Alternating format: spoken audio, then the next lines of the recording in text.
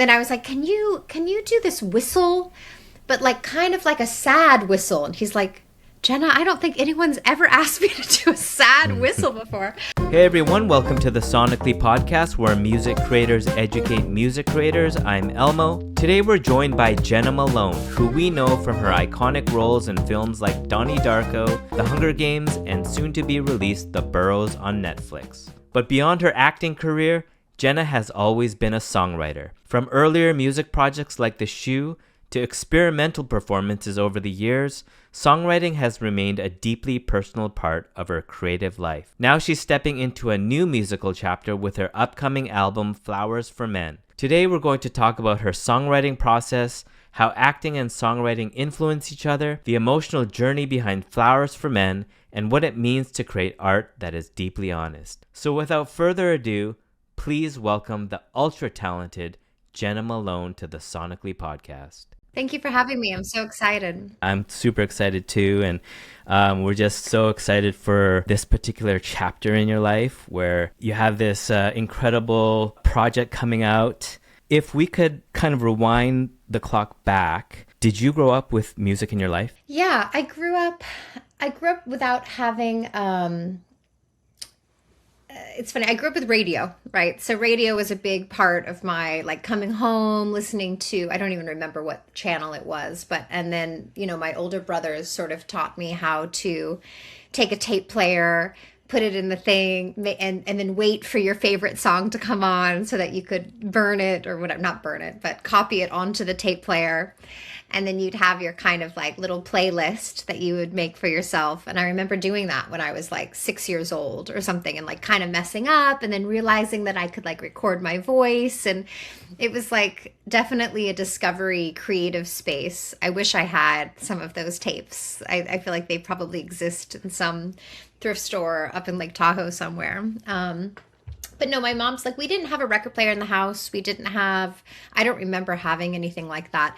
I grew up with two moms who were lovers, and my mom, and then I have my godmom, was really into musical theater. And so I feel like I've been secretly working on this cover album called My Mom Digs Reds, because I really just grew up with Reba McEntire, Bette Midler, and like a few other, women in that space. But it was a lot of like musical theater songs, country songs, a lot of standards. Like there was a point where I remember being like 10 or 11 and being like, I know so many standards, like from Nat King Cole and from all of these. And I was like, how do I know this? And it was just because like my mom would always sing them and I just learned them that way.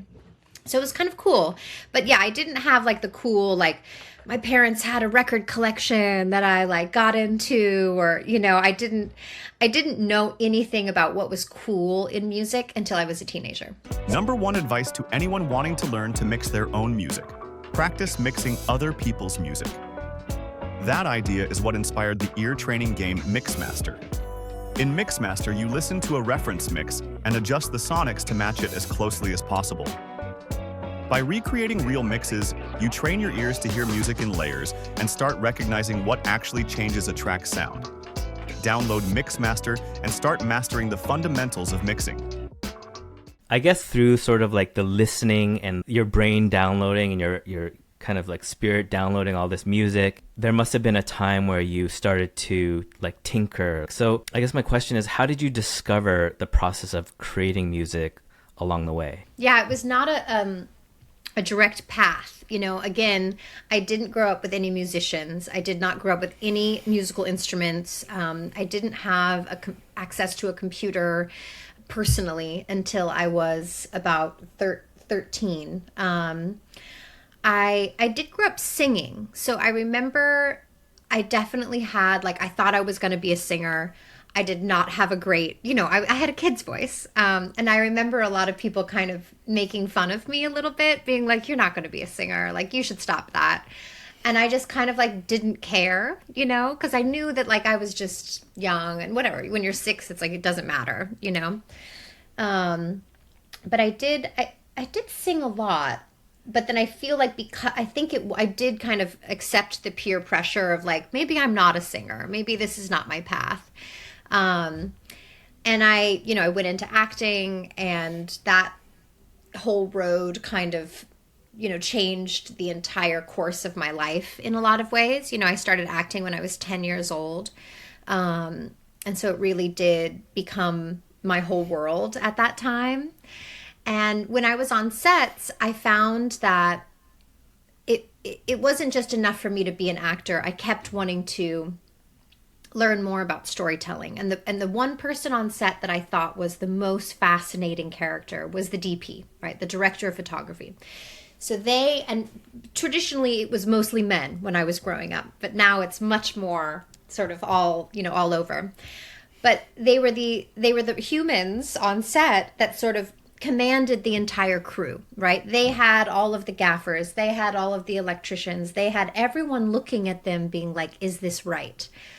And the only person that the actors were looking towards was the director, right? And so the director kind of held the actors, which was usually a small kind of crew. And then there was this mysterious director of photographer that really was sort of wrangling the entire set, and making it come to life, and with cranes and lights and atmosphere and smoke. And I was just wildly attracted. I was like, this is what I want to do. And so I started studying photography when I was 16, 15. And I was like, okay, I'm gonna do still images. It's gonna help me understand how to do storytelling. And then very quickly, I was like, okay, I need to get a camera. I'm gonna get a digital camera. I'm just gonna start shooting. And I remember I was making this film in Majorca in Spain, which is really a beautiful place. And I just started filming like trains and, just trying to think of what I was gonna do. I was 18, just figuring it out. And I got all of the footage in my little hotel room, and I uploaded it into iMovie, right? Because that's what we used at the time. And I was in there, and I was like, oh, I need sound. Like I need a soundtrack, And I was like, okay, whatever. I'll just open up GarageBand, And then I opened up GarageBand, and my entire world changed.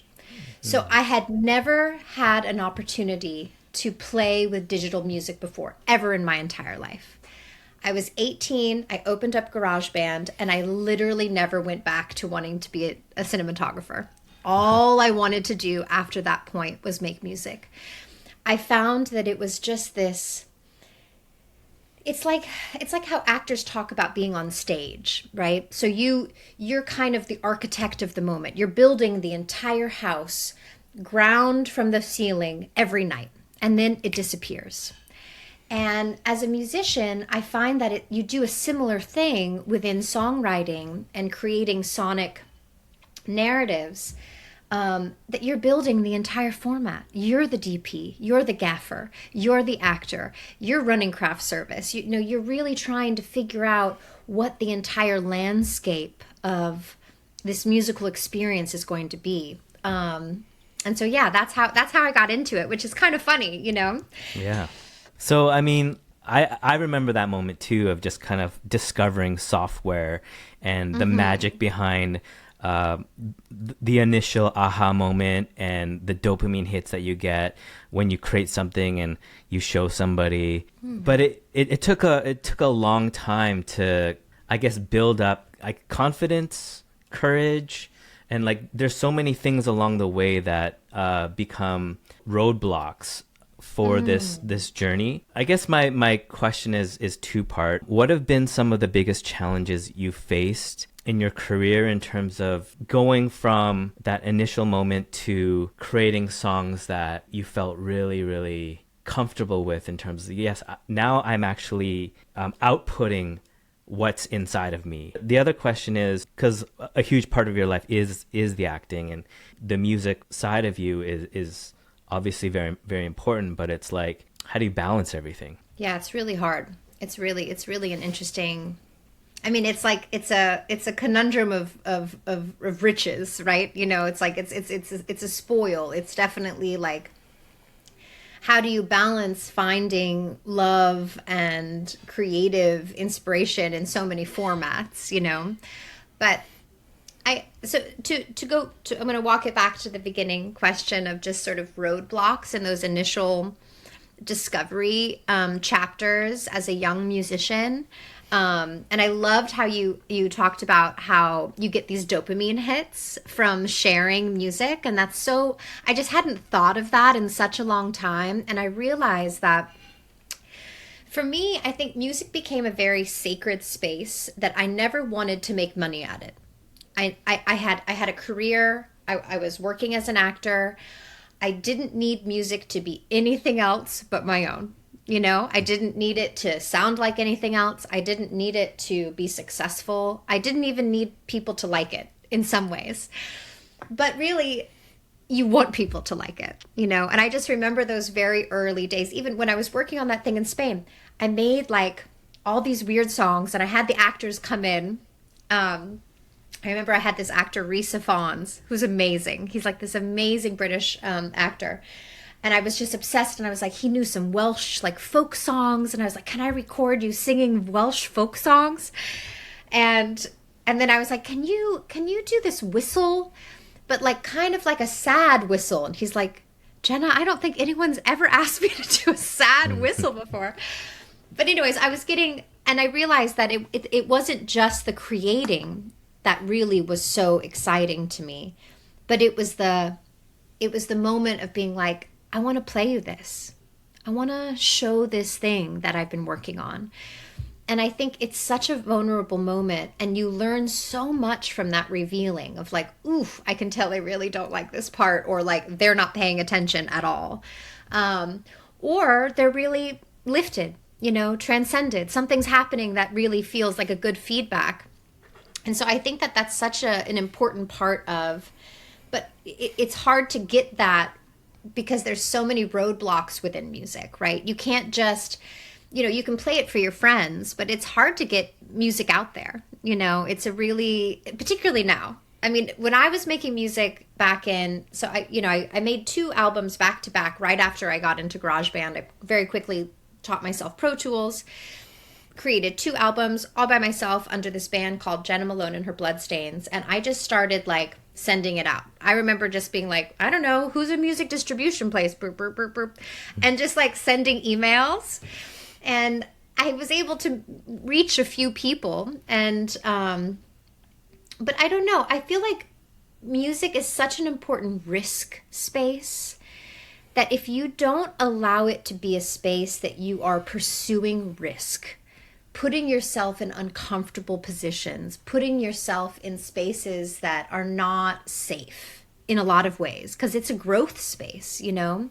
I feel like there's, I don't know, there's just so much potential for growth there that I love. I really like, music has to be full of risk for me to be able to do it well. You know, because I think anything else is just like singing in the shower, you know, like there's no risk to that. It's just fun, and music can be fun. It can be really pleasurable. But for whatever reason, I felt like music had something to teach me within narrative, within storytelling, and learning how to take really bold risks in that space felt like something that acting could never offer me. Unless I started writing scripts and directing films and getting more into a more controlled environment. But with music, it's like I can do it with no one around and 0 budget, you know? With films, you have to like wait, right? You're like 2 years, I'm trying to get the money. And then finally you're at that place where you can start exploring risks. But I just love the fact that music can be anyone's format for emotional growth, creative risk, if you want to push it there. But it can be hard, you know? It can be really hard. I think some of the roadblocks for me going through it is that I was a wildly untrained musician. I still am, you know? I'm really, and in some ways, I've kind of protected that. You know, I struggle to find like a D sharp on a thing. I'm like, I don't know. I'm not quite sure.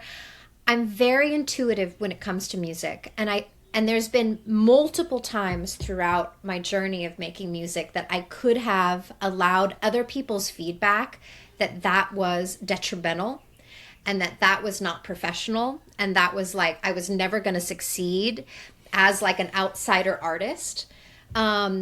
but I really didn't give an F. I really didn't. I was like, I don't want to be a musician like you. I don't want to do it perfectly. That's not interesting to me, because ultimately I'm not interested in making perfect songs. I'm interested in making risky stories that just happen to have a sonic element, because sonically it's like it's such a it's purely democratic, right? Anyone can get in there. Like, you just get in there and start playing. It doesn't take any money. It doesn't require any skill. You just have to have interest and passion. And then all of a sudden, you're like learning that riff on the bass. You're like, I got to learn it. I got to learn how to do this. And I just think that that's so cool. But yeah, there's been multiple times where I've been in rooms with engineers or producers or songwriters, like whatever. And they look at me like I'm insane. Because I'm not talking to them in musician speak, but I'm just like, that's also a risk. Like, I don't mind being a fool. I really don't. I don't mind kind of putting myself out there in a way that feels like not the traditional path, because it's just, I've never wanted the traditional path in it, I think it was really amazing to have artists like Daniel Johnston growing up and being able to see that documentary when I was a teenager, and just really realizing that, like, you can do whatever the F you want in this world. And it doesn't matter how many people see it. It doesn't matter how many people love it. As long as you love it, it'll always find an audience, I remember taking drama class when I was in elementary school. That's the extent of my experience in the world of acting. But I would imagine that there are some parallels in terms of the artistry of acting and creating music within the process itself. In terms of channeling a character, is there something that feels less or more fulfilling when you're doing that, as opposed to sitting down and deeply exploring your thoughts and feelings for yourself and channeling those into music? Yeah, I mean, what's interesting, I love that question. I think that there's so many missing links between like studying acting and studying music, and just having the ability to kind of change hats even midstream sometimes. Because I do think that storytelling and being, and acting is just a tiny part of storytelling, but the more you zoom out, the more you can kind of understand how to change landscapes, how to change minds, how to change myths, how to change emotions that you're trying to garner. I mean, for me, it's like particularly when I first started acting, like I was stuck in a 10-year-old girl's body, right? Like, I couldn't play an 89-year-old man. No one was casting me in that. Like, I couldn't play a leaf. I couldn't play, unless it was more theater acting, but I started in film. And that's very literal, So I was always exploring the body that I had. I was playing a 12-year-old girl. I was playing a 14-year-old girl, and I think that there was some part of me that just had that like wild desire to kind of be more of a character actor, to kind of explore method at a young age. And I had no idea what that was. I just knew that I was sort of like looking at different heroes, and most of them were men, creating these wild, and they got to do whatever they wanted. And I think I really realized that once I started playing in music, I was like, oh, I can be whoever I want in this space. This is a safe space for me to explore writing a story about me being an 89-year-old man.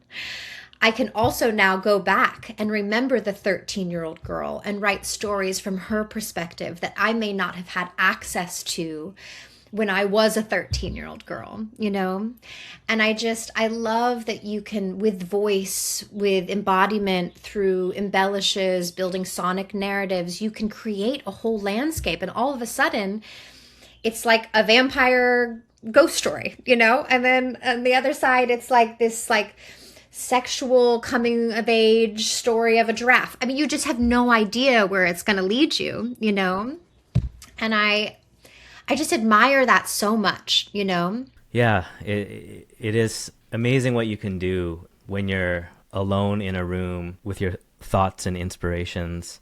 And speaking of which, the new album, Flowers for Men, is your first full project under your own name in almost a decade. Why was now the moment that felt right to release music again? Yeah. Well,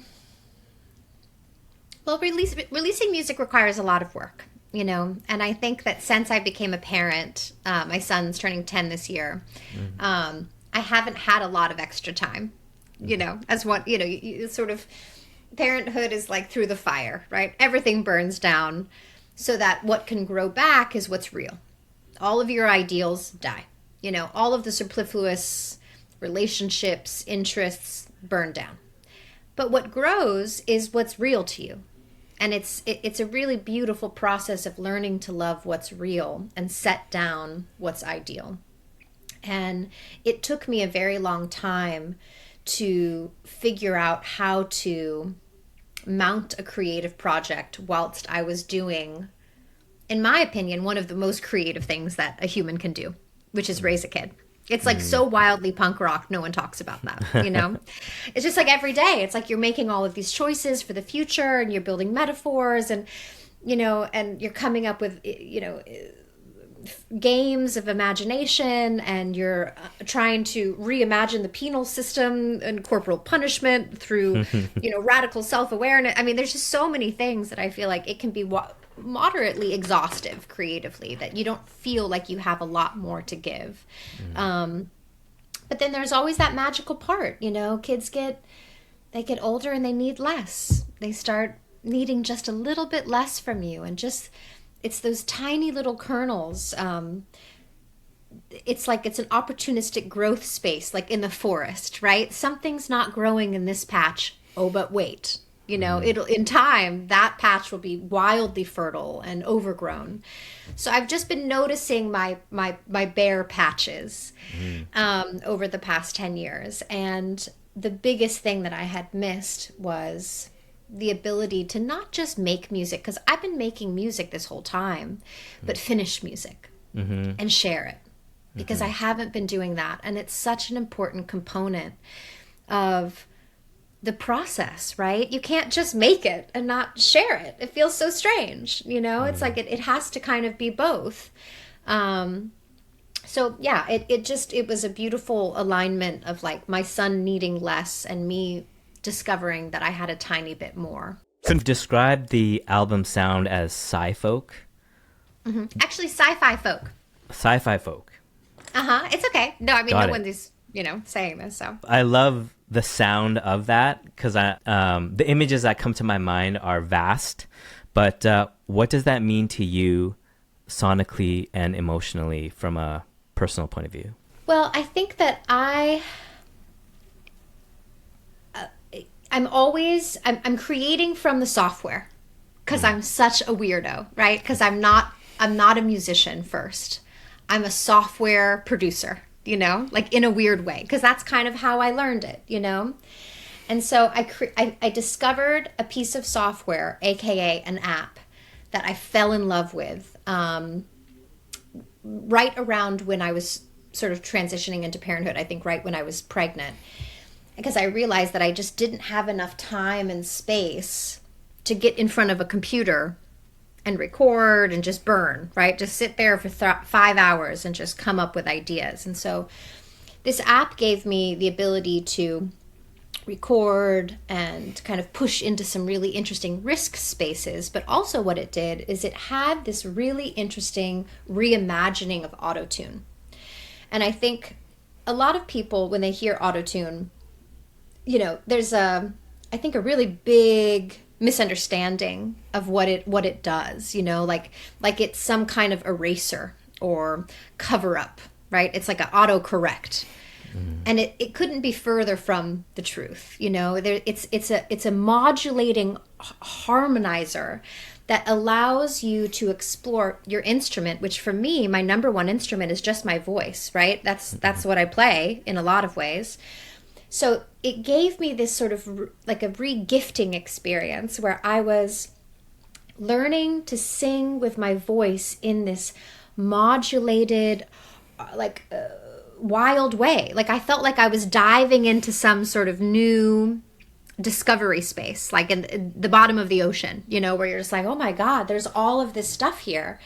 And so I ended up over the course of 10 years only using this app to write new songs.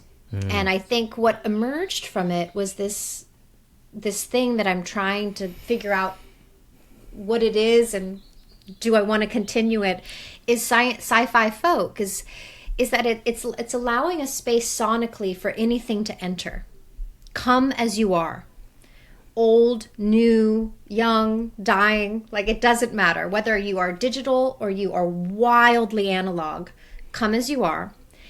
And now let's start storytelling together in a way that feels human, right? We're not creating dance tracks. That's not what, I mean, it may turn into a dance track, sweet. Like, you know, we could get stompy with it. But I think first and foremost, I have a wild instinct to want to retell myths. We need new myths. We need new stories in this dying age. And I think that for me growing up, it was always the folk singers and the folk songs that I admired so much, whether it be from Nina Simone or Neil Young, or even, you know, PJ Harvey doing her own folk thing in a very alternative way. It was the songwriting that told stories, that started at a place, casted a character, and moved it through the thing, where I was always just like, what did they just say? Like, it made me want to read it like a novel, you know? And I aspire for that. I aspire for that kind of ballad, mythical songwriting, where it feels very human and needed, and it's not just a love song, you know? Like there's more to it than that. And I think that's kind of what came from the app and then this album. And I hope I get to keep exploring more. I mean, I'm already writing more, but it's just it's so hard to release things these days. So we'll see. Yeah. So with sci-fi folk coming, like the initial kernels of it came from experimentation through the app and applying Autotune to your voice. Was it immediate, like, oh man, like this is it, like this is what I want to explore, and I want to see how far I can extend what I can do with this sonic? Or was there a little bit of, yeah, it's cool, but you know, people, you know, there have been things that people say about Autotune in the past, T-Pain, Kanye West, like all these guys that have, or these people that have leveraged it.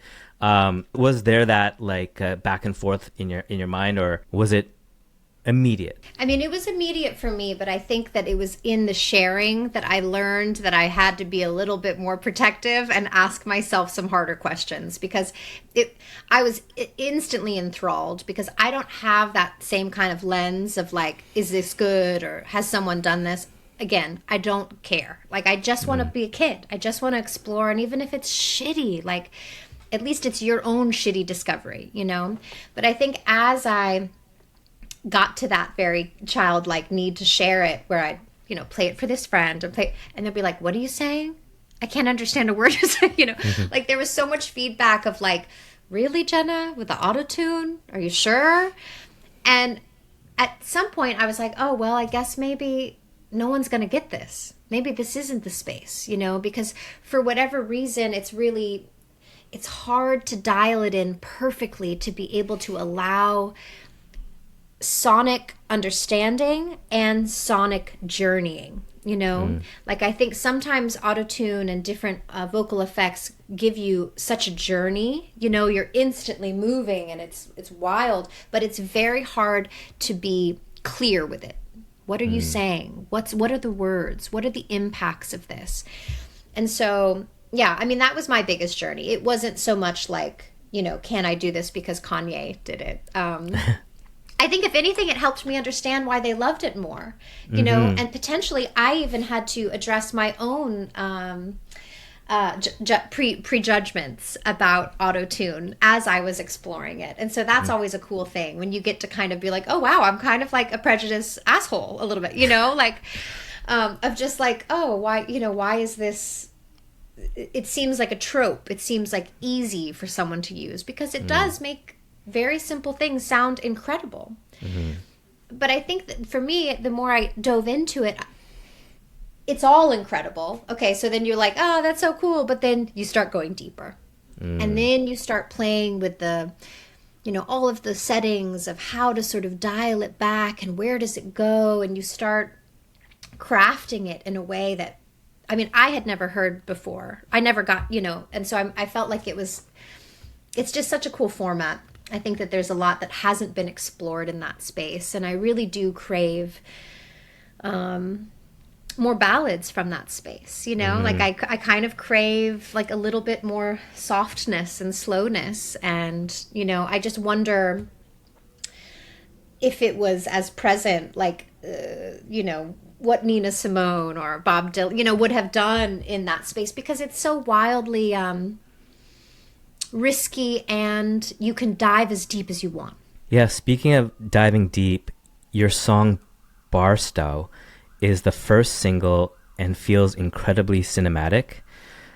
The song feels like it's about revisiting a love that still lives inside memory. What was happening in your life when you first started writing that song?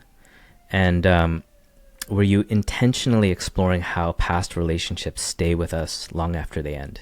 I think as a parent, as a woman, as potentially just as a human, we're all kind of confronted with this really interesting conundrum of carrying around former selves, that you've sort of outgrown, not intentionally, but just things that are no longer part of our lives, but yet here they are deeply inside of us, And I think that I had a lot. It was a subject that I was writing a lot about through my journey in motherhood because so many parts of you end up setting down. And you think, as you set it down, I may never see that person again. And it's such an interesting letting go process that it reminded me so much of saying goodbye to certain relationships, and that saying goodbye to certain iterations of yourself was a very similar grieving process, but also one that potentially had room for celebration as well, So I think, that's what I was thinking of. Through that journey and in reflection of that, can you identify which parts of yourself you miss the most? Well, Barstow is wildly 100% about missing that wild and free, like kind of 21 to 24-year-old Jena, where, it was probably the most dangerous and the most free I was. And not danger in the sense that I was like doing drugs. I was also kind of like a very normal human. I wasn't like pushing the boundaries of like going to jail, but as much as I don't care now, I didn't care 1,000 times more, and just sort of that, I think I say it in the song, that sort of carefree and contagious, where it's just like, it's like a house fire, that kind of energy of like moving through the world with no ties, only to yourself or through your own self growth. I definitely think about, but what's interesting about getting older is you see parts of that still around, they're just not as, it's just different.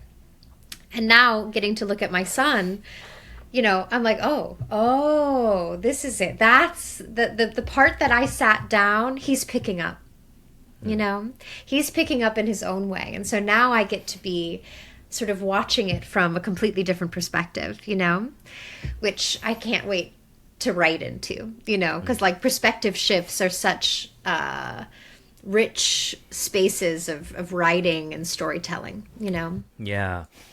And you also have mentioned that your son is now at 10 years old, you're finding you have more patches of time to yourself to sort of explore. Is part of the evolution regaining some of the lost or the part of yourself that you kind of like put to the side for a little while, or is it like completely new things or new perspectives on the horizon that you see for yourself? Yeah, it's a good question. I feel like you'll never be able to pick up what you set down fully, right? I mean, you can only pick it up in remembrance, in honoring, in, you know, and in some way, I don't want to. I think what's so cool about learning to love the lost parts of yourself and kind of let them go is that then you can really settle into, who am I today? What is coming up for me today? And am I this? Do I want to explore this? Am I a little bit more solemn, than I was in my 20s? Am I more wild? Am I more childlike now than I was then? I think it's so sweet to constantly be trying to support the you that is today, because that you only get one shot to support it, because potentially it can be gone tomorrow, and I think that there's a real alchemy and bioepigenetics to like why we are the way we are, and it's kind of a gift space to really support and love and honor the person that you are today. It's so easy to live in the past, and it's so easy to think about the future of like, I want to be this, I want to do that, but none of that, that's just fiction, right? The only real truth like that we have is what we are today. So I'm glad I'm finally at a point where I'm like, that's the cool thing. That's what I want to explore, So cool. In your song, Create in Your Name, there's this incredibly raw line, I want to make love to your DNA. It's such an intimate image. What were you exploring emotionally when that lyric came to you? Yeah, I think that, we all journey through, we journey through and hopefully in hopes of tearing apart what society has given us the language of love and relation, right? We learn language and love through our parents, through our friends, through movies, through society, through magazines, and it's kind of an inherited belief system a little bit.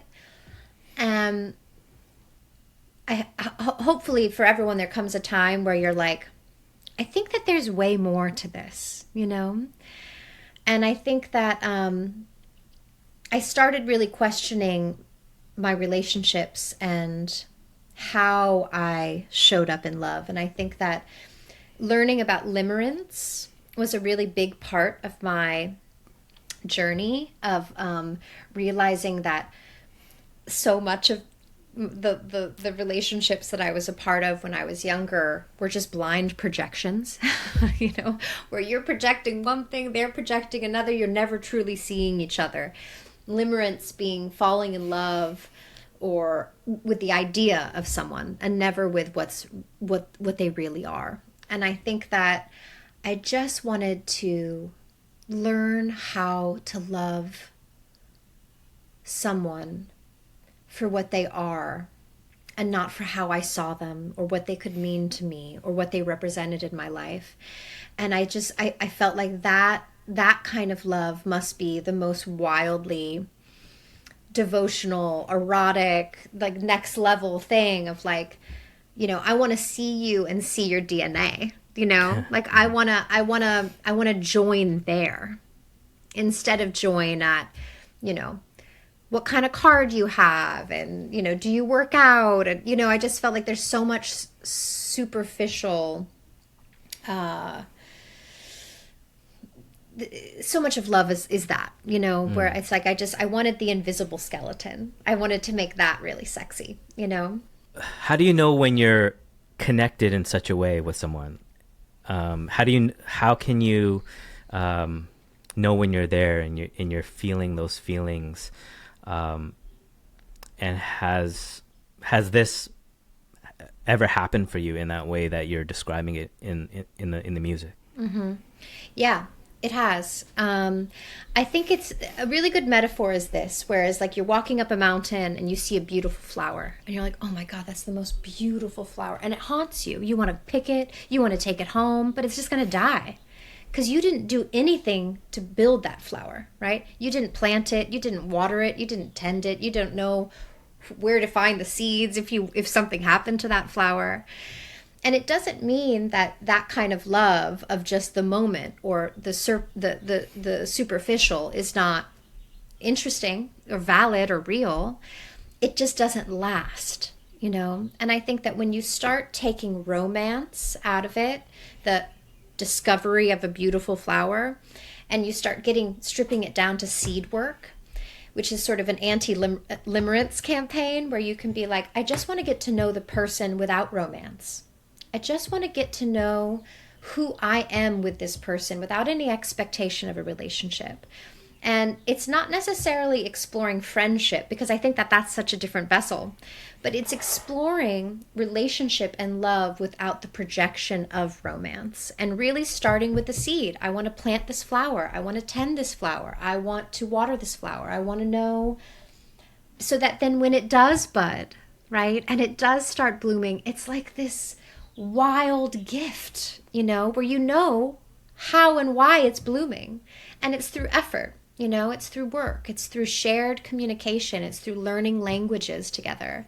And I just think that we don't start there, right? We start at just finding the flower in the mountain, searching for it like it's going to be this magical genie, you know.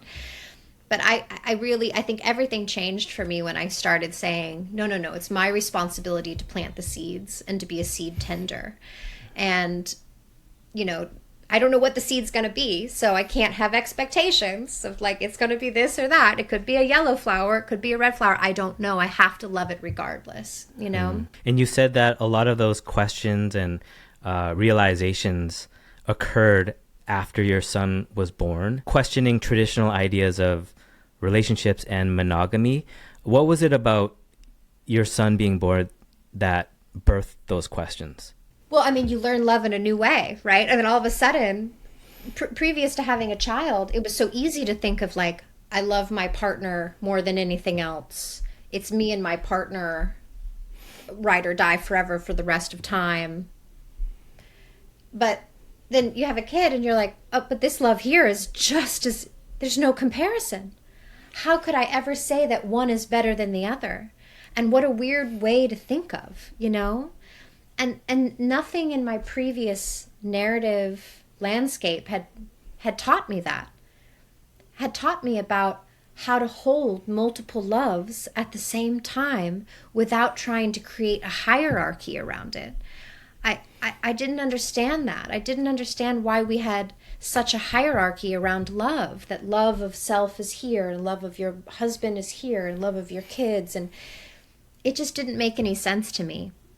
Simply just because I was experiencing it. I was experiencing love of myself in a different way. I was experiencing love of my son in a different way. And I was experiencing love of partnership in this way. And none of them were equal, nor were they lesser, right? Mm-hmm. They were all just different.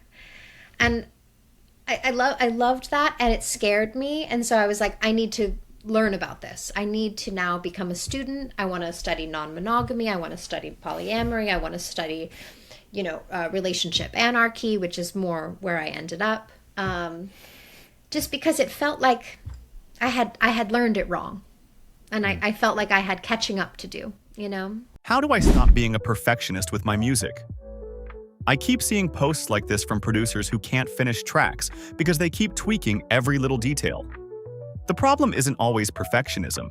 It's that you don't trust what you're hearing, so you keep adjusting things, hoping it clicks. Mixmaster fixes that. It trains your ears through interactive challenges where you match real mixes by adjusting different parts of the track. So you actually know when your mix is done. Stop overthinking and start training your ears to catch your mistakes when you download Mixmaster.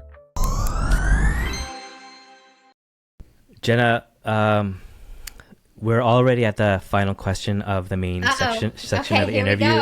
And I just want to thank you so much for sharing all that you've shared thus far. And for the last question of the main section of the interview is for aspiring songwriter artists, creatives who look up to you, what advice would you give them? Don't throw anything away.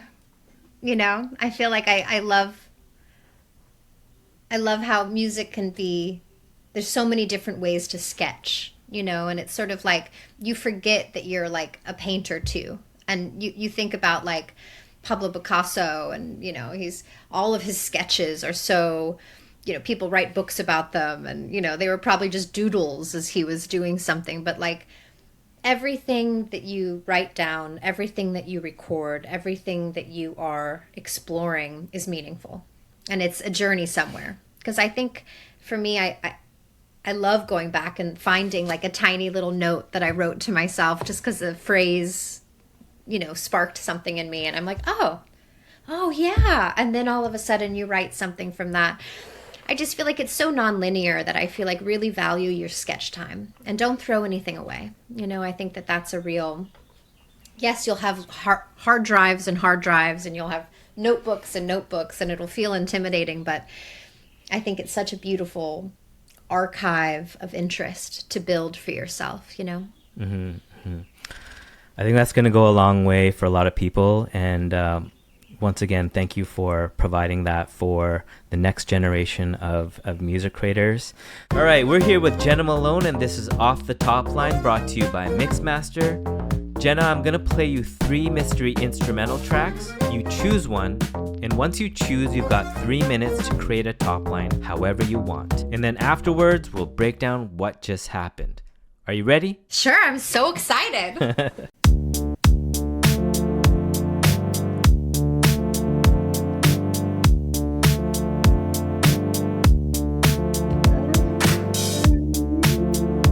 Okay, cool. Okay, next one.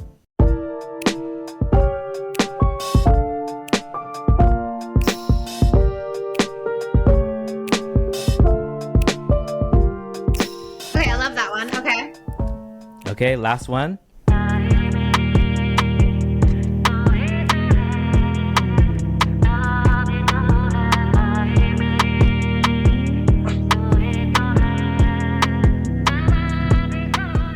Okay. I think I'm gonna try the track 1. Yeah. Scaled line, learned, love, turn. It was all in the bag. It's a grocery list high. Time for a sigh. Burning light, learning to get by, to get that dawn. Don't get light, go. She and he scaled the mountain between the mystery of the he and they tried to understand the discovery of the day. Down low,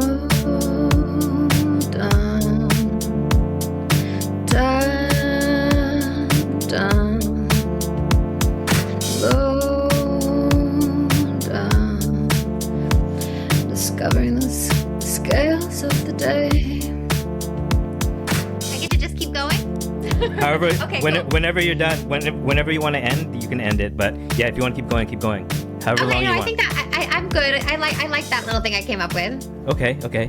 Let's move on to the breakdown. So that was about a minute and a bit, and it wasn't a super long time, but a lot happened within that short period of time. Can we break down exactly what was going on in your mind and just what transpired there in that creative moment? For sure. Yeah, instantly I just felt like it was like a mountain, and there was like 2 people kind of scaling this mountain. And then as I was like thinking about 2 people on the mountain, I was thinking about like also their day of like all of their to-dos, and potentially their to-dos, there's something that isolates them from each other, and how to sort of bring bring people or these two figures together, and that it requires going deep into the mountain, not on top of the mountain. And I was thinking that it's sort of like this like slip slide. It's kind of dangerous. It doesn't feel good.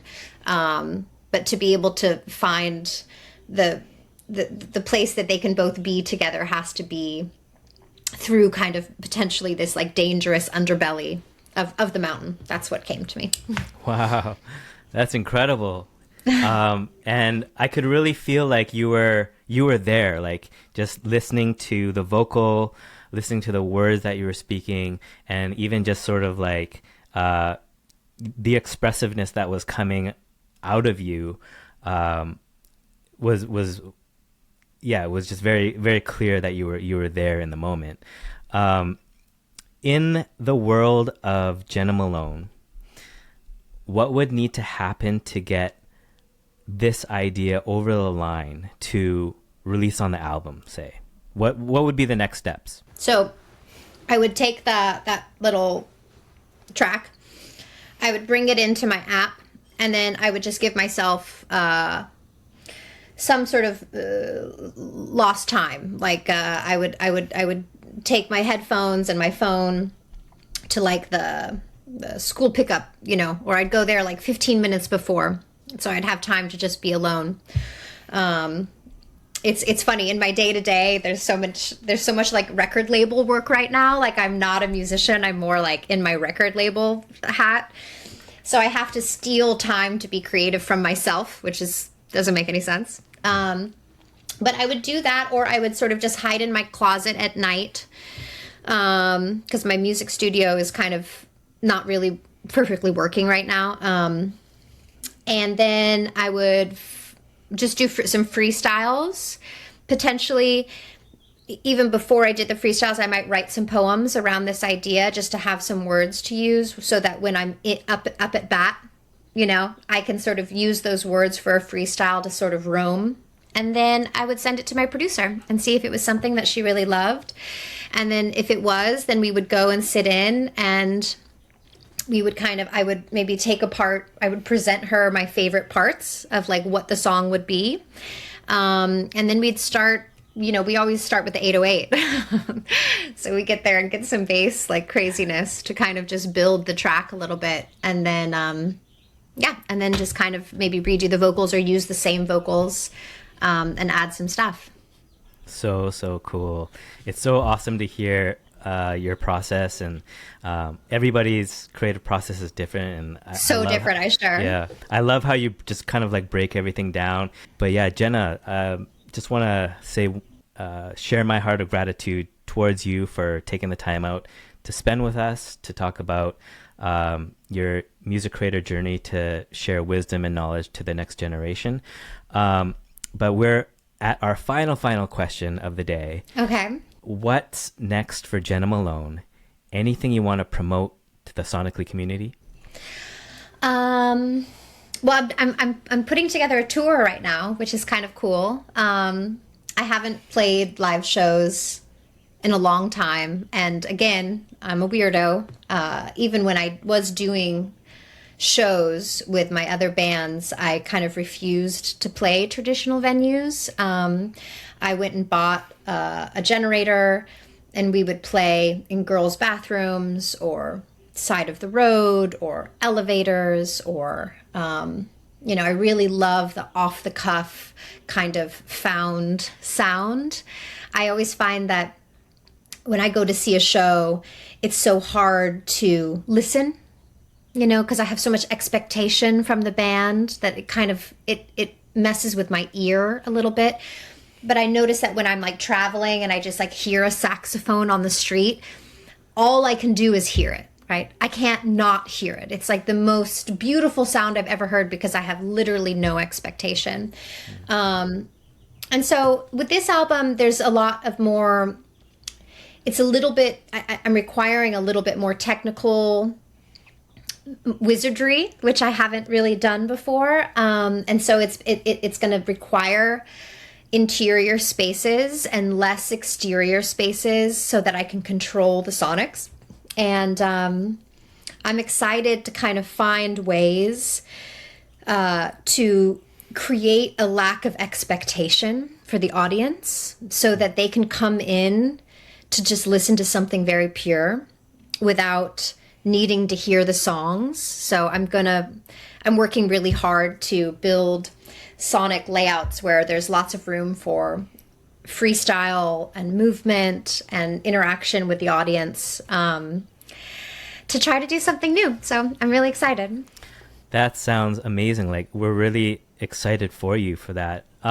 Quick question about, because every venue is going to have a different sort of layout. So how are you going to sort of create the space as you want it to for each venue?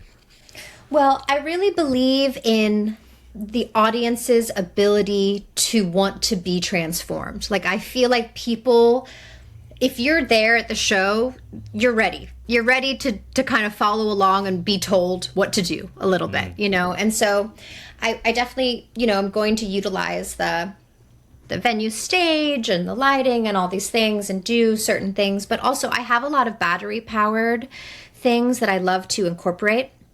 And so I have a few mics that I, like amps that I carry. And so I want to kind of be a little bit of a Pied Piper and potentially lead the audience, maybe outside, maybe inside, maybe to a bathroom, maybe to a corner. Yeah. I like the idea of kind of trying to take the audience out of itself, you know, like and listen, I'm excited to fail.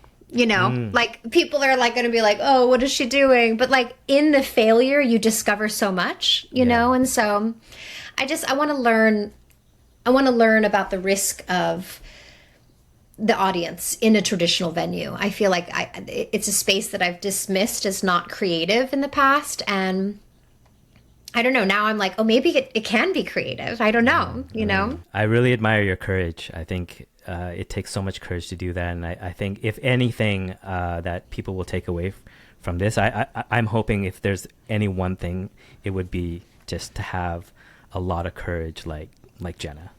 Yeah, you need a lot of courage. It's the only way to survive, but it's also the only way to have fun, you know?